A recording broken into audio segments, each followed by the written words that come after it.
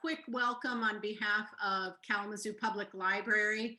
We are happy to be hosting this discussion, this partnership between KidNet and the library. And I want to give One Place at KPL a shout out because that's how we got connected on this book. And Reagan from One Place is also here, and we're happy to have her with us.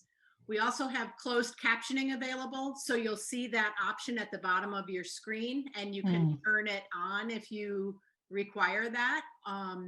And we want to thank Tina for being here and doing our captioning.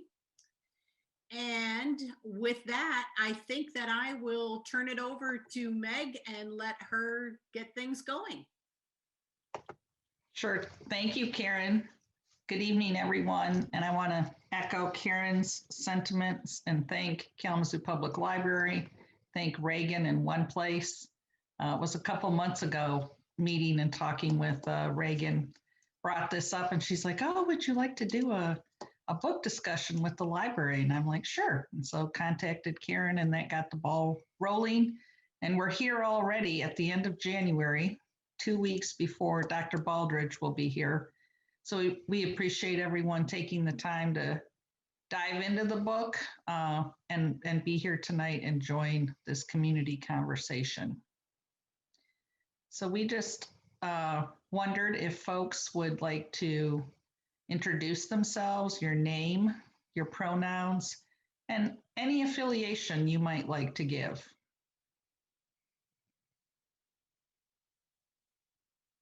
Stacy, would you like to start? I will. I'm Stacy Jackson. My pronouns are she, her, and hers. My affiliation is primarily Kid Network. And then that also gets me connected to 70 out-of-school type programs in Kalamazoo County that we support, as well as other public partners like the library, Goodwill Life Guides, and things like that. So I feel very fortunate to be having this conversation and to be connected, right, to so many different people who are trying to work on behalf of youth. So thank you for the chance. Stacey, and a lot of other organizations too. First Day Shoe Fund, Girls on the Run, Open Doors, Woodland Estates, Bible Baptist Church, and Zeta Phi Beta Sorority Incorporated. And a lot of other stuff too, but that's it for now. Well done. Would you like to tag the next person, Stacy? Yes, how about G?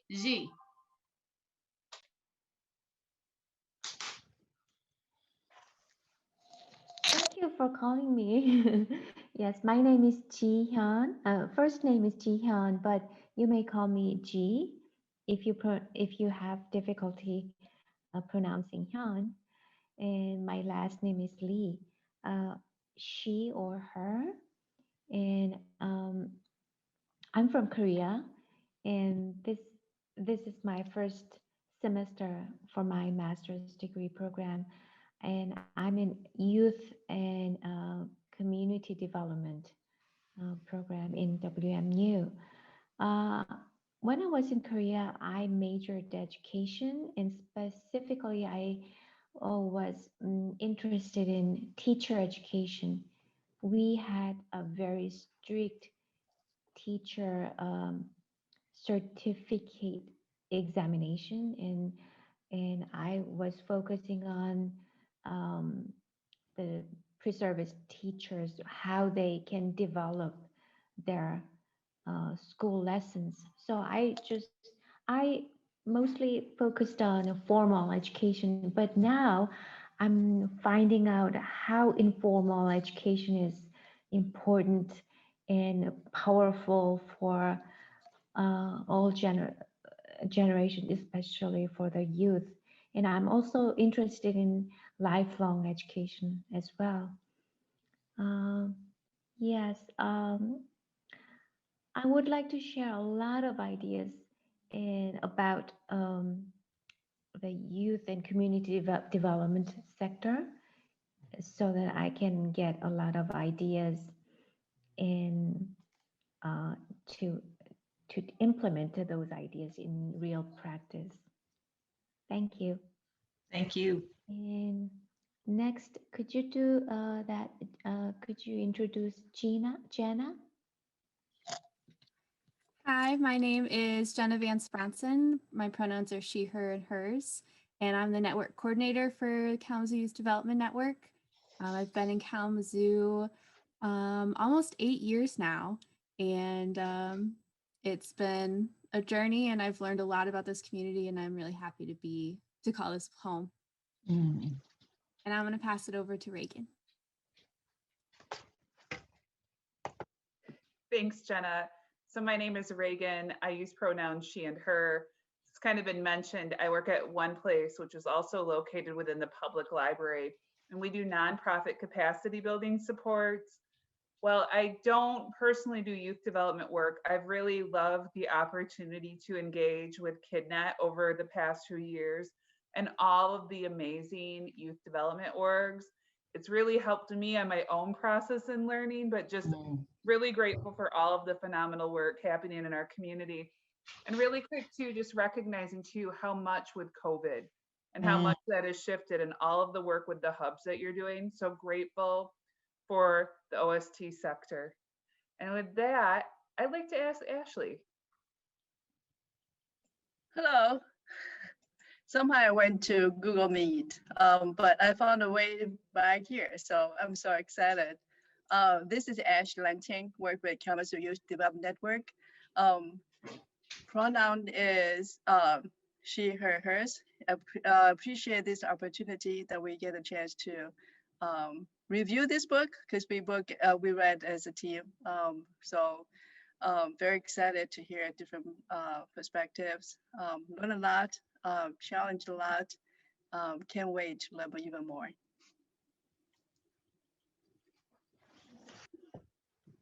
You want to tag the next person, Ash? Oh, okay. I came here late, so hopefully, Abra is there. Hello, my name is Abra Steps, and my pronouns are she, her, hers. And I am on the Kid Network team, and just super excited to have the opportunity to share this with the community. We've been super excited about just the book and all that's coming out of it, and excited about taking action around what we've been wrapping our minds around. Is there anyone else that hasn't gone yet? I think Matt, Jennifer. All right, let's go with Matt. Hi, how's everybody doing tonight? Matt Forkin, Boys and Girls Club of Greater Kalamazoo. He, him, his. Really here to support, support KidNet, but also really to hear what others took away from this book. With everything we have going on in the sector right now, I think it's unfair for Meg to make us do this much introspection right now. But it's I'm really excited to hear what other people took away from it, because I know it definitely made me take a step back and really reflect on everything around us right now.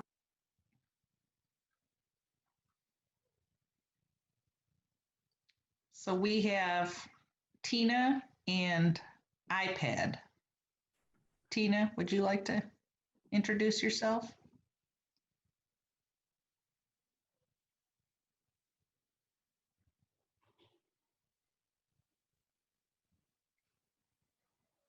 I know that Tina is our captioner. I don't know if she was prepared Can. to introduce Okay. herself. I'm not sure, but. Okay, thank you. Uh-huh.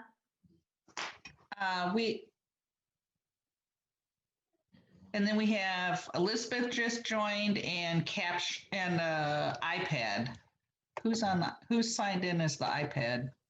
Oh, that was me. I just renamed myself. Oh, okay. Hi, everyone. Elizabeth Garcia, she, her, hers, and I'm here with Kid Network.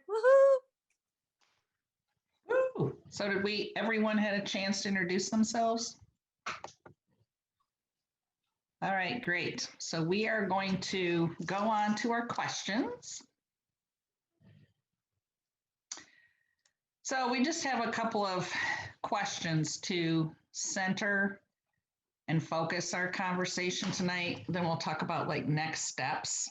what actions we can take. So just the first question to get us started, why did you want to read this book?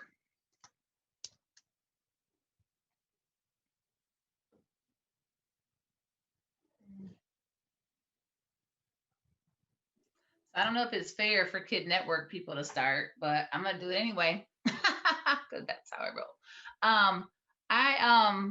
I wanted to read this book because it really gave words to some experiences I had had in the youth development sector, and for me, bringing up the racialized context of things and having a racialized context has been something that's been very important to me. And so I'm very excited and happy for the opportunity to start talking about these kind of things in a racialized context. And so, and moving our field, right? Moving our field into a new direction and kind of trailblazing with our, we call our nimble selves. Thank you. We'll just popcorn, just dive in. I think for me personally, it was important, one, because I think it was an opportunity to kind of challenge my personal biases, kind of through experience of others and being able to kind of connect it to my everyday life and my professional world. But also I thought it was just a great opportunity to learn. It just, resources like this aren't always the most available and put together in this way where they're easily attainable and easily readable. So it was kind of the best of both worlds. Thank you, Matt. Yes, go ahead. Yeah.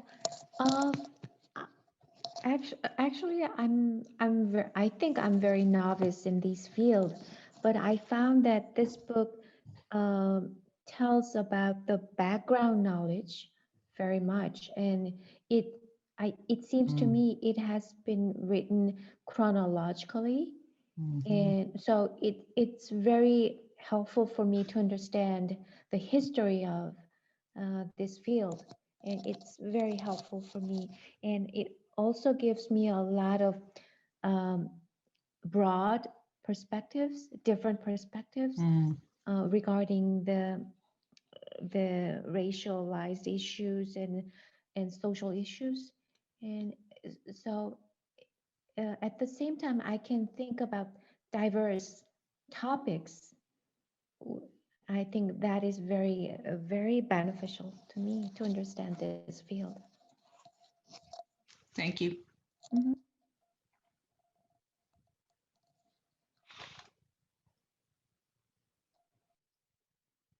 Anyone else want to share before we move on to what are our takeaways? Sure. I feel like this might be slightly basic, but it was really based on your recommendation, Meg. And I think too of like highlighting like how it is focused on youth development, but even from the nonprofit sector and funding sector of just all of the patterns that show up. I think from the board perspective, fundraising, where I'm at in the book, like those have just been things that have been really, resonating with me. But it really was based on like, this is something to read, and it was very accurate. It's a very necessary read. Yes, I can relate. Reagan, I wanted to read it because my team was reading it. But then as we dove in, I saw how critical and important and eye-opening it was. So I'll save the rest for my takeaways. But yeah.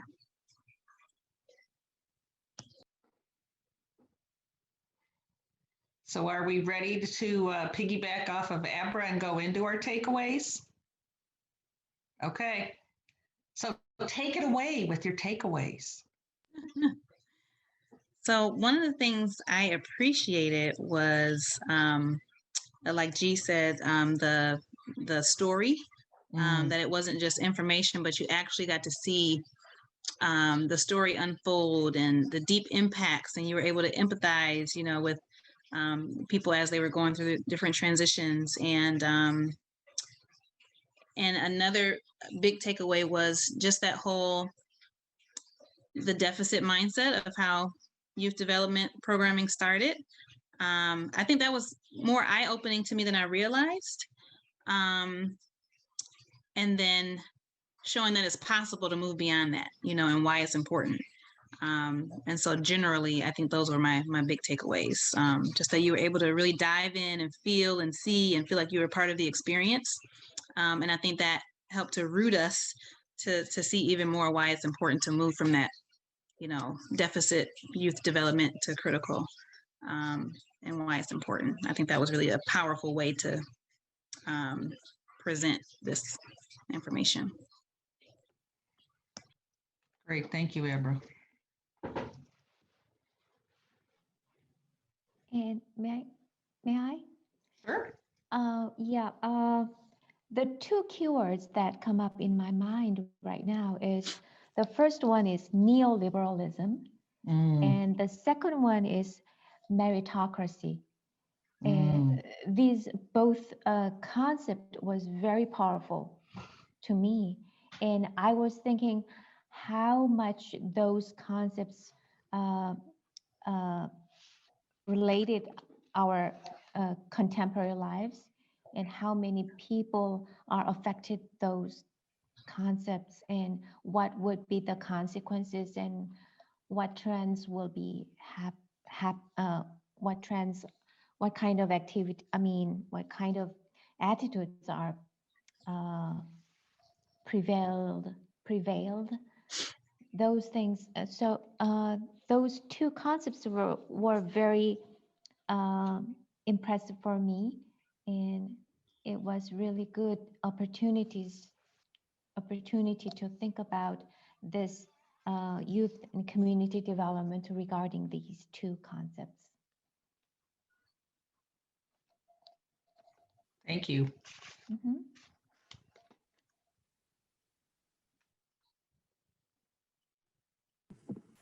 One thing that kind of stood out to me, and it's really timely as far as our work with the learning hubs right now, was the neoliberalism that's based in the education system, and how we're kind of seeing our work with the learning hub, how some of the things that may be kind of filtering over into our world aren't necessarily the narrative that we're used to. It's a really interesting time to be able to see those kinds of things. But one thing, the thing that stood out the most is there was a staff testimony later on in the book where they were talking about how everyone in the organization moved through the space with the young people, and everyone interacted and informally taught throughout the day. And there was just kind of this synergy. And if you know that feeling, really well, and you just wish that you could bottle it, and it feels like everything's just happening in a really good rhythm. And it takes me kind of back to that self-reflection piece of thinking about the last time that I felt that true rhythm in a youth development space like that. And yeah, that was really powerful to me. Thank you, Matt.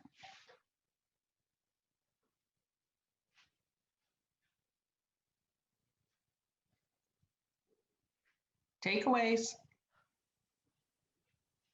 It's our Calgon moment. Take us away. So I'm ready for it to take it away and talk about race, right?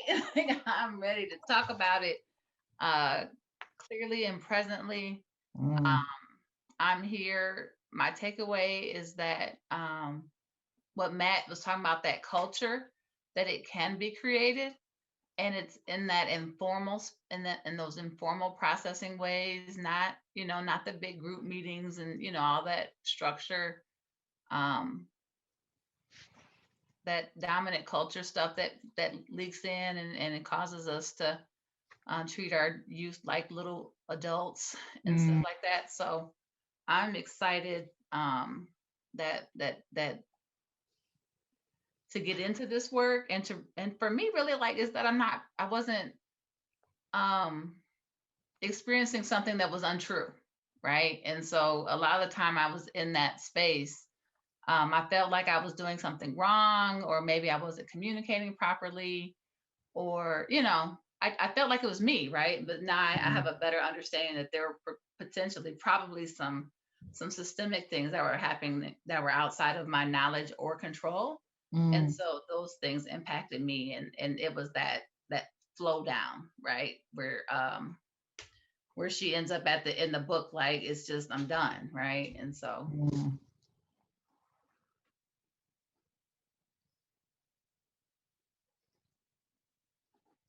Thank you, Stacy. I think of, maybe along the lines of what Stacy shared, just the where of having to navigate that situation. As a leader, working to be this buffer to help support the kids and really be centered on their experience. And also just this takeaway of how the board and the founder were showing up in this dynamic. And I guess, at times we work with boards and it's very interesting of like, how do we find our way forward with governance? What really is our role? Is it to send one of our children to lead a book discussion? That one moment for me too really hit me in this realm of like, I think it's good moment, not a good moment, but just this recognition of how we show up as boards and also who are on our boards. And I think, this issue is not one alone of what's illustrated in this book. Board Source, I think, is a pretty strong report on this called Race to Lead. Essentially that boards are predominantly, especially for larger organizations, white dominant spaces. And I think of the importance of lived experience and creating room for lived experience within leadership settings, board, etc.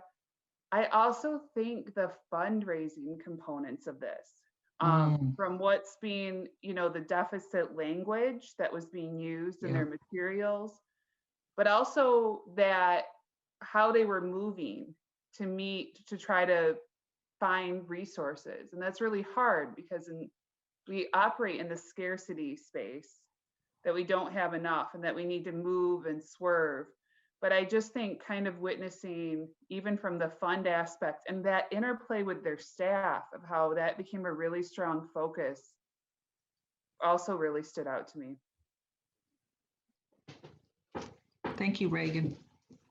To kind of build off what Reagan was saying, the identity that you and your organization have in the fundraising process and kind of how that can be not necessarily dictated, but how too often we kind of change who we are and maybe potentially what our, not necessarily what our mission is, but the direction we're heading or the way we do work based on some of those fundraising strategies or initiatives. And I think we get caught up in it, realizing that we do have to be able to bring the funds in to operate it to the quality we want to, but at the same time, is your identity as an organization enough to be able to put on paper to allow you the opportunity to operate in that way? I remember it was just maybe 2 years ago when we presented at the Portage Rotary. And, our mission and work is a little different. We're not directly working with youth. And so it went well, but there wasn't any money that came out of that. And I talked to a cohort member like a week afterward, and she's like, this person was like, really? I walked away with thousands of dollars. And I said, well, what in the world did you say to them? And she said, I said from 3 to 8, where do you want kids, on the street or with us? And I said, oh, so you scared them, huh? And that was like 2 years ago. And so that was all the deficit model. And that was a cohort member, and it was 2 years ago. So yeah, it's still, we all are still doing that, But I guess my question for you specifically, Meg, is someone that lives and breathes data in a lot of ways. How do you kind of manage the balance between that and kind of those intangibles, those lived experiences that were mentioned? How do you personally kind of weigh that in the work that you do and what drives you? Sorry to put you on the spot like that. Yeah. Can you repeat it or restate it? Yeah, just knowing your history with data and statistics and all of that, and trying to really get away from this super data driven neoliberalism way to Mm. how do you like kind of balance that with those intangible things, those lived experiences, the things that you don't measure in a standardized assessment, I guess? Yeah.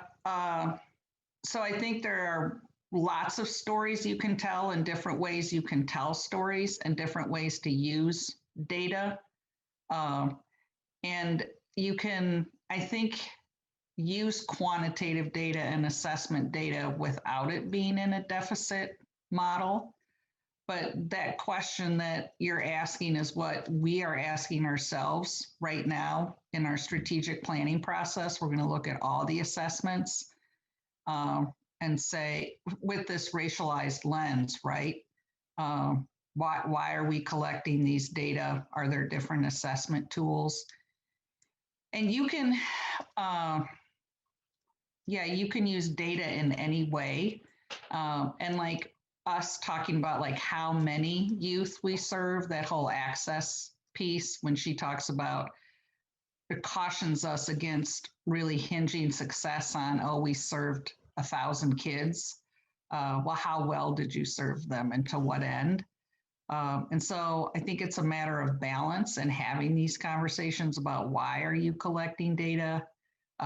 Who's at the table to interpret the data and decide what stories the data tell. And for me as an evaluator, I've always thought of evaluation as an equity tool, and it can be a strategy to bring folks to the table who might not normally be there to interpret data and have a voice and saying, this is what these data are telling me. And it's not the board. And we can do a better job with that, with engaging more young people and families.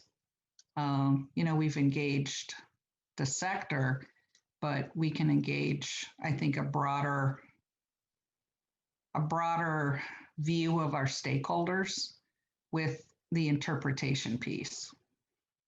I was going to add for the takeaway, kind of just jumping off what you were saying and what Matt brought up about the data. And I think that is one of the reasons that we are moving toward disaggregating our data to seeing who, what youth, where, how many of them, and being a lot more specific around that intentionally, so that when we're talking about thriving, as we move along with collecting data and assessing, we are also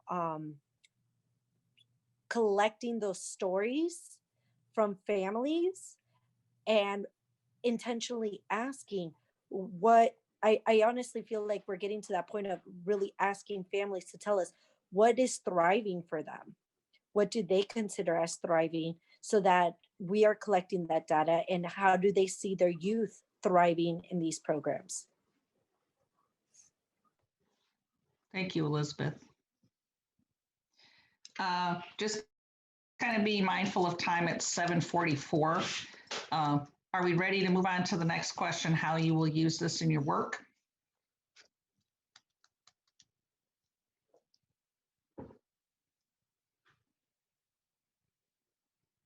All righty. Jump in if you have an idea.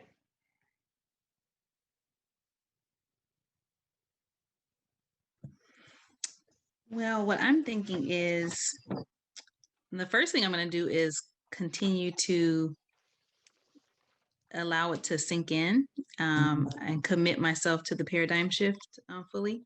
And then at the same time, be there to support other people in implementing this paradigm shift. So that's where I'll start, of course, and of course, supporting our team with the strategic plan and making this the lens of it.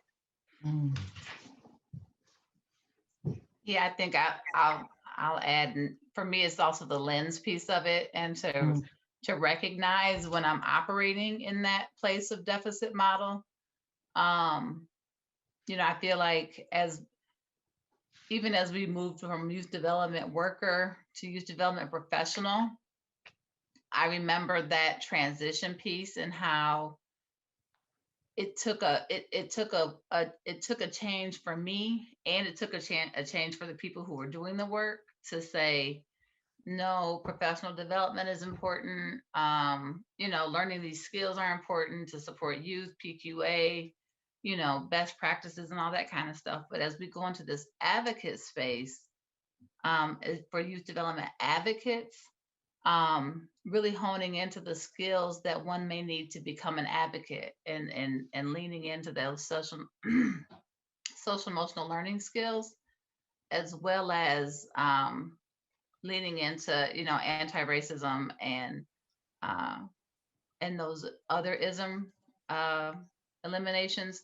I feel like for me as a Black woman, I will say that I 100,000% believe that if we can move our city, our world, our country, our nation, our youth into anti-racism, because we're not born anti-racist. I mean, we're not born racist. We're born that way. And so returning right to our natural state and humanity of being open and understanding and welcome, I think is a exciting journey to be going on. And for me, it was really good chance to think about whether I have been seeing the people who are vulnerable as others. So I would like to reconceptualize and reframe my viewpoint, not seeing others and selves, not dichotomous. I don't know my words. So I would like to change and reframe whenever I work with people.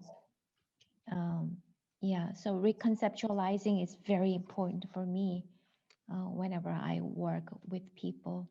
So I will implement that viewpoints. Thank you. Like I was trying to say dichotomously. Is it all right? Yeah, Yes. is it? Yep. Is it okay? Thank you. Yep. You got it. Mhm.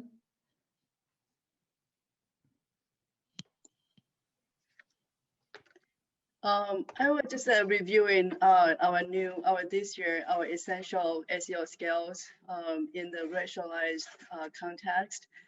We have the 3 essential skills: identity, belonging, and agency. And as I reviewed this book, I found out we can take a lot of examples from this book to illustrate what identity within a context of race look like. There's that example, the racialized identity. There's some examples in the book we can actually take it out to illustrate what we meant. Just going back to Stacy's point about advocacy, that's something that, this is a story.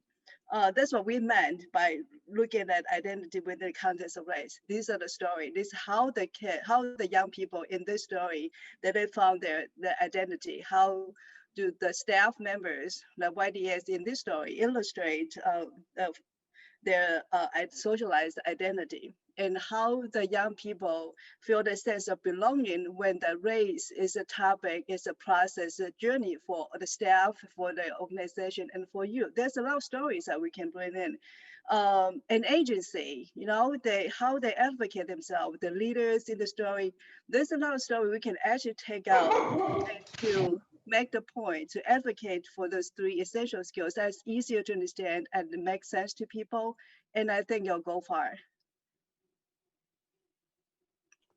Thanks, Ashley.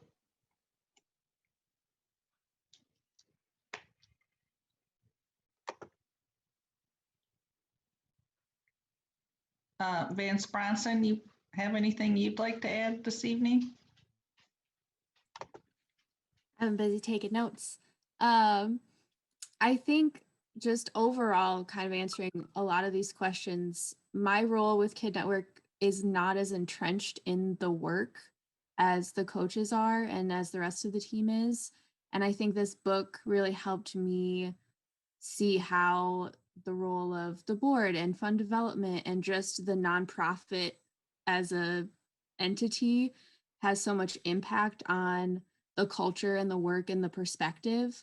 And that kind of helped me frame and understand my role specifically in the work, but also just the work in general, since I am kind of new to the field and not necessarily working directly in it. So this was really helpful for me. Thank you. Yeah, and that kind of piggybacks on what Reagan had said and G had said earlier about the neoliberalism. You know, she takes such a wide lens with her work, and then, you know, can just it gets narrower and narrower. And I think that was one of the surprises for me when I first read the book, was that wide lens on neoliberalism and meritocracy. And that has implications for the entire nonprofit sector, philanthropy.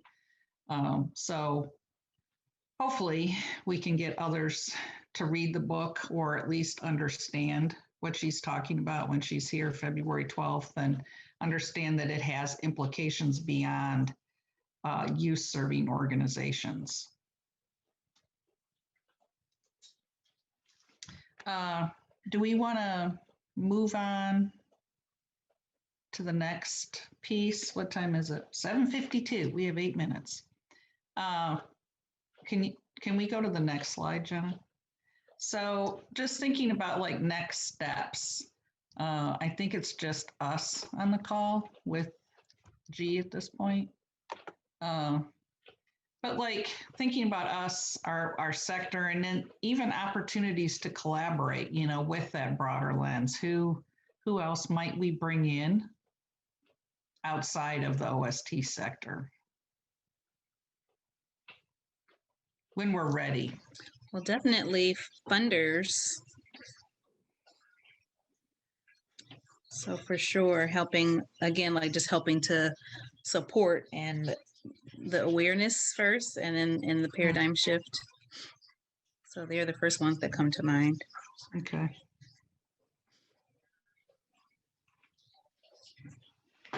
Maybe the criminal justice system as a whole. I would love to see there be some sort of involvement with DHS. Mm-hmm. Forkin, I didn't know you jumped back on. Where are you? He's down there. Oh yeah, I'm hanging out. Yeah, and Reagan are here. Reagan's there too. Dang, Reagan and Matt. Sorry, I'm sorry I missed you too. It's okay. And Elizabeth put in the chat box, the juvenile system, DOS or DHS. Mm-hmm. I would also bring in recommit and talk with Joe about recommitting the probation officers to this book. I think that this would be a good opportunity for them to re-engage and really work with their youth using a different lens. And I also think that families and parents are very important, because all the issues and problems are context dependent. And we often think about broader context like society, community, but I would like to focus on the family context too. I think that it's very powerful for adolescents and youth. So yeah.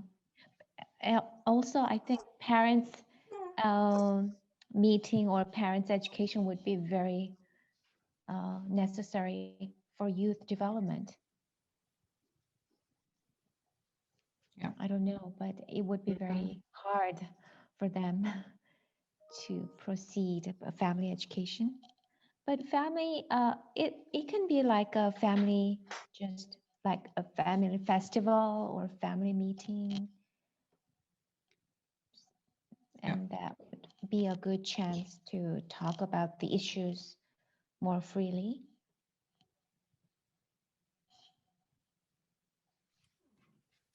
I think government officials Mm. at all levels.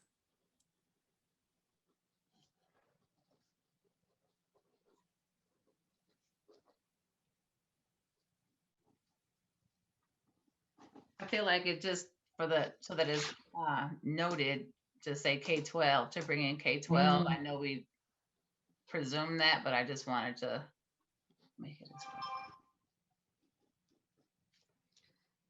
Oh, right. And our, yes, government at all levels, city and county and, right. And so it also makes me think of the saying that there is out there, the school to prison pipeline. Mm, And so it really makes me think of how we can have conversations and really collaborate with the school systems, because I think of it at all of the levels, not just K through 12. I'm thinking pre-K, there yeah, is something that such as suspending pre-Kers yeah. and really thinking about that. And then post-secondary for those 18 to 21 to 25-year-olds, and what systems and supports are we putting into place, and really looking at it as brave and courageous spaces for people and not just places of containment. Mm, Reagan added to the chat box TRHT law team mm, and the Kalamazoo team, and then ALPAC and the Lewis Walker Institute, which Bailey and I support ALPAC on the youth team specifically already.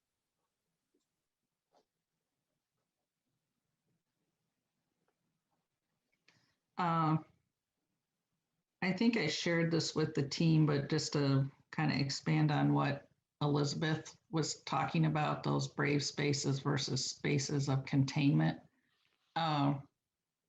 Someone who works in the K-12 sector said to me, oh, you're going to have to slow down because you're going to have to go at the same pace as K-12 because you don't want young people in the out of school time learning about critical youth development and their racialized identity, belonging, and agency. And then they go to K-12 and it's not like that. So you're going to have to slow down.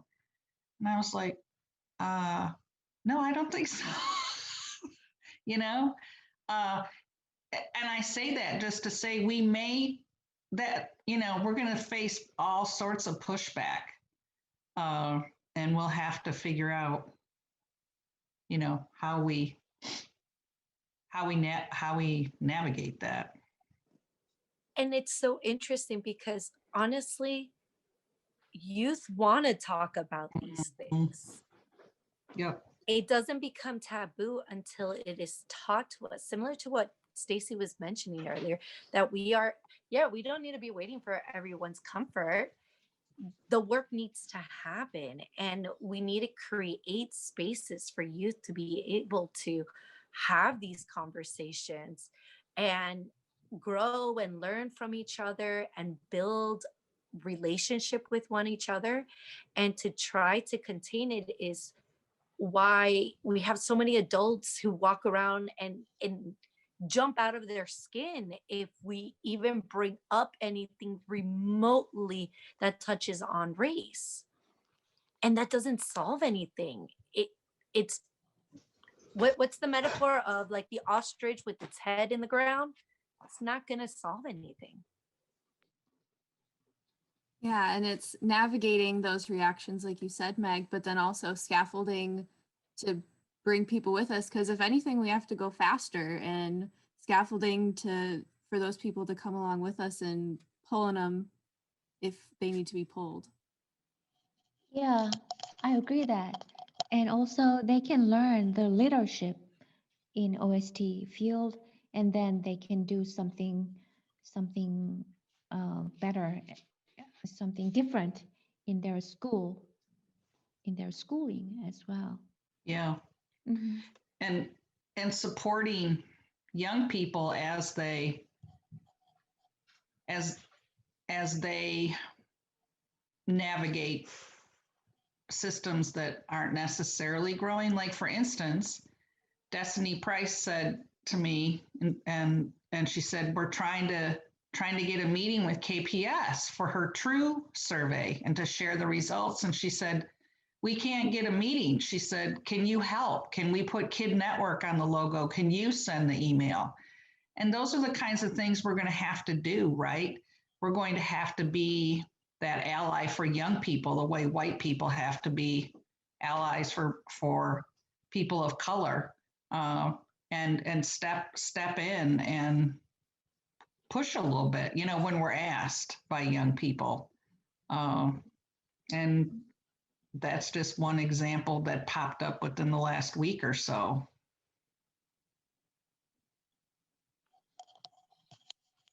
And also the people who have been powerful, who have been a higher status, they should perform the transformative leadership as well. So they need to think about the others, not, it should not be other, but the other racial problems as theirs, not others. And yeah. Mhm.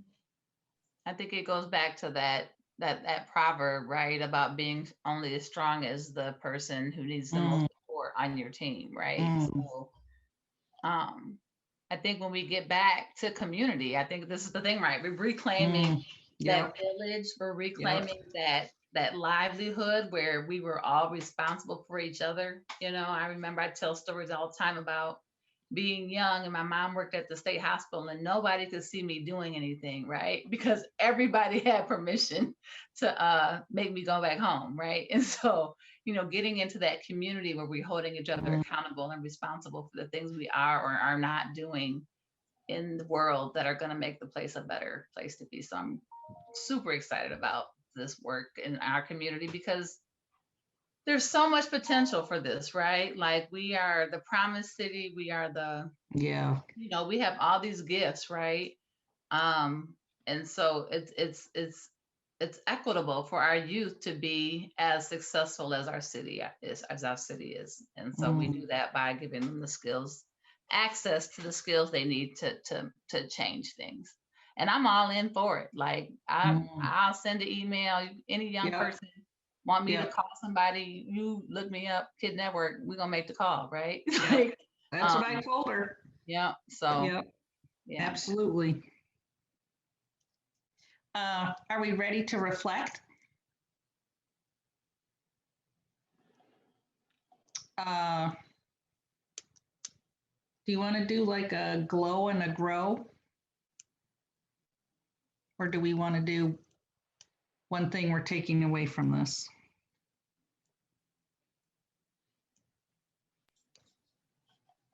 Reagan said thumbs up to the glow and grow. Okay, thank you. Reagan, you want to start? I actually have not done the glow and grow before. I was doing a thumbs up to the general concept of where we're headed. So would someone maybe else be willing to start so I can learn how this works? Thanks. So I'll start then. So my glow is that I'm very thankful that the library supported this community read, and I look forward to hearing feedback from people who watch the recording and things like that. I know how that goes, right? So, and my grow, I think, will be rooted in staying out of that deficit model, committing to that, not even, to stay, at least at minimum, stay in the professional youth development space and not go backwards to that deficit model space. And now I'll pass it to Reagan if she's ready. I'm ready.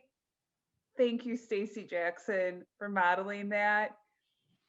I guess for me, my glow is, and it's almost in the way returning to how we started today. I'm so grateful for the work of this sector. And I think the example of what's being set both for youth development, but Meg, too, as you pointed out, like these are issues beyond youth development. Mhm. These are issues throughout the entire sector of deficit language, fundraising strategies, excuse me, how our boards are functioning. And so I just want to thank you for really highlighting this text, and really, I know this is just the start with our gathering, your Action Friday in February. And I hope we continue this discussion as we move forward, and certainly open to, maybe this is moving to my next part of this, is if there are other opportunities for us to collaborate and continue to talk about this. I will also just be reflecting on ways to kind of bring this up within our work that we currently do within One Place. You know, we do a board training. I think some of the examples that are set within this book really come to mind. And so that is going to be a reflection point for me of how this comes up in our work, and also in reaching out to other people who might be interested in engaging and inviting them to Action Friday. If that, I Great. feel like that's okay because you're virtual, right? Like, is there? Yes. is Oh, it yeah. okay? Yeah, Thank yeah. you. Yep. Nope, no standing room only, right? Right. And I guess with that, how about Abra? Alrighty then. Thanks, Reagan. So my glow would be just everyone being brave, you know, to come to the space today or to listen to the recording, to engage with this, and just to be open to change. So that, and then my grow would be just preparing for crucial conversations, you know, and maybe there's some more ways that we can support that vocabulary and those strategies too as we begin this paradigm shift and supporting other people in it. And I'm gonna pass it to Jenna. You knew it, didn't you? You were I like- did. I felt it.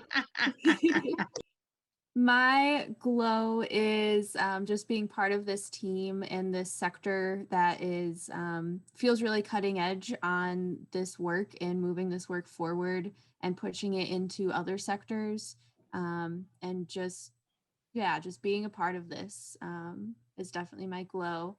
And my grow is to continue reading and growing and being comfortable with my uncomfortableness, and just staying in that space. And I also just wanted to put a message out there for the people that are watching the recording. February 12th is our Action Friday, 10 to noon. And if you would like the registration link, you can email me. It's Jenna, JENNA @kidnet.org. And I'll hand it over to Elizabeth. Thank you so much. And that's also part of my grow. So my glow is I am excited that we're having these conversations, that we're pulling in each other into these, I want to say, courageous conversations, because it takes some courage to talk about this, to be vulnerable with each other. And my grow is I want to make sure that to spread the information about Dr. Baldridge coming out via Zoom. For our Action Friday, we're 2 weeks away, and it is such a great opportunity. You know, we can talk so much about the book, but hearing it from herself and asking some of these deeper questions, like, I am so excited to hear what she has to say. Now I'm going to pass it to Karen, because she just wrote in the chat box.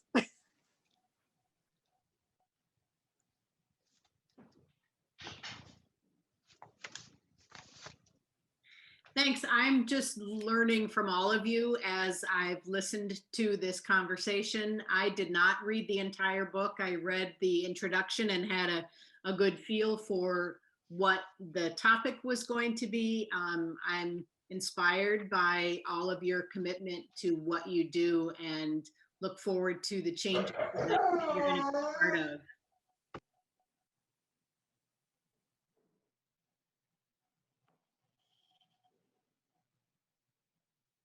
Oh, I don't have everybody up.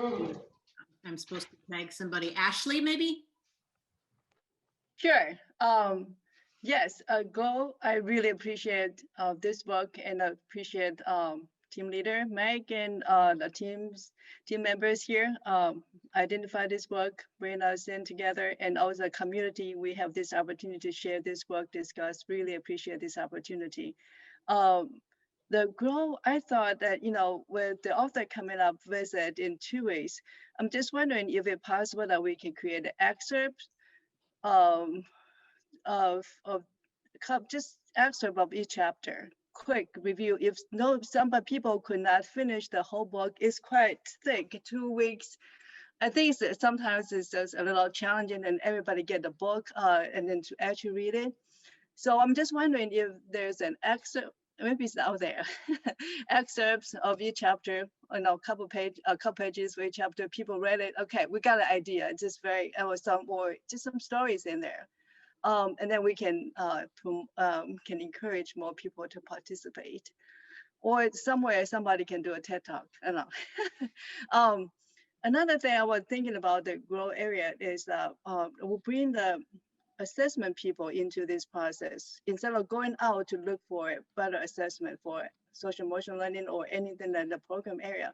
What happens if we bring in people on board as we explore this journey? They are with us, they know what we walk through, and then instead of us to shop for another assessment in the market, they are in the process with us. They know what we go through. They know what needs to be modified in the instruments or the measurement. We all grow together. Maybe this time to bring them on board and do this all together.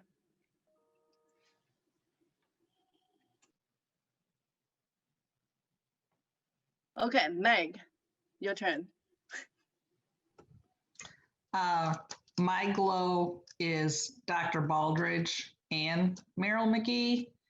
I'm just beyond grateful for two talented Black women who they're the trailblazers. We're in their wake, so to speak. And I want to commit myself to shining the light on them and others, but primarily those two. And then my grow is to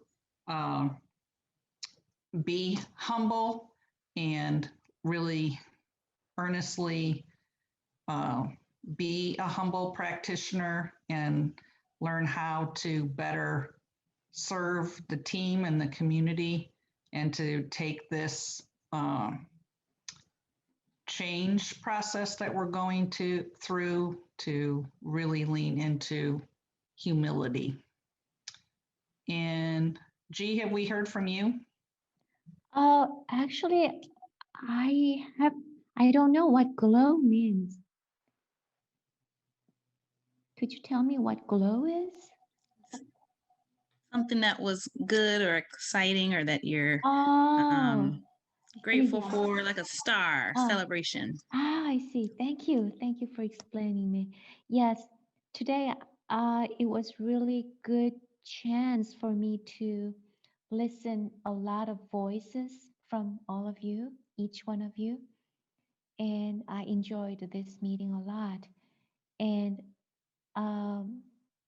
I would like to think about the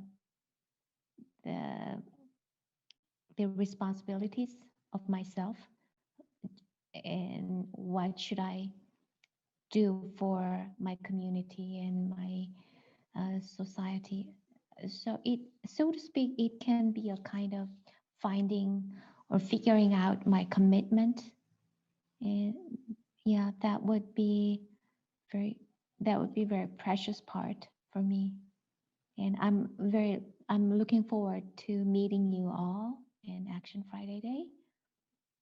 Thank you. And who else? Tina? Tina, did you done? No? So everybody done? I think so, yeah.